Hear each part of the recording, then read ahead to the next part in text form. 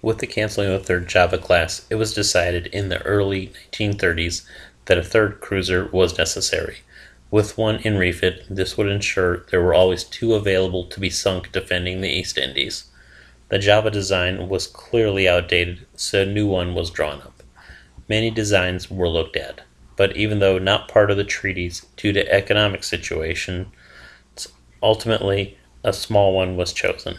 This ended up being the 6,545-ton De Ruyter. Much foreign material aid was needed for her, mostly German. For example, her tower bears more than a passing resemblance to the contemporary Deutschland class.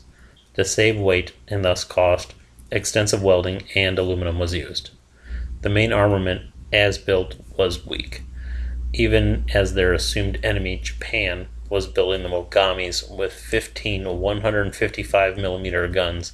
They actually went smaller than the previous ships with 7 150mm guns in 3 twins and a single turret.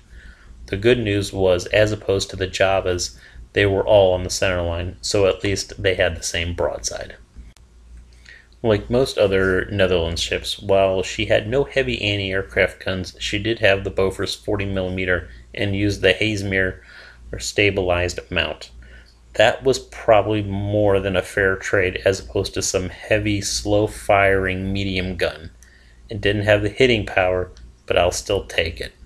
Another improvement was, while she still didn't have a hangar, at least she had a catapult for her float planes. As compared to the Japanese 5,500 tonners, she was comparable or maybe a little better, but that's a pretty poor yardstick. Against then modern cruisers, all she could hope to do was to go down slow enough that most of the crew could abandon ship.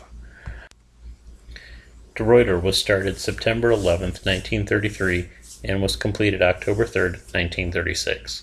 Main armament was 7 150mm 55 caliber guns in 4 turrets, all on the center line. 1 twin forward superfired by a single and 2 twins superfiring aft. These were the same guns as in the Javas, but an increase in elevation to 60 degrees improved their range to 27,400 meters. Belt armor was 50 millimeters from turret 1 to turret 4, thinning to 30 millimeters aside the steering gear.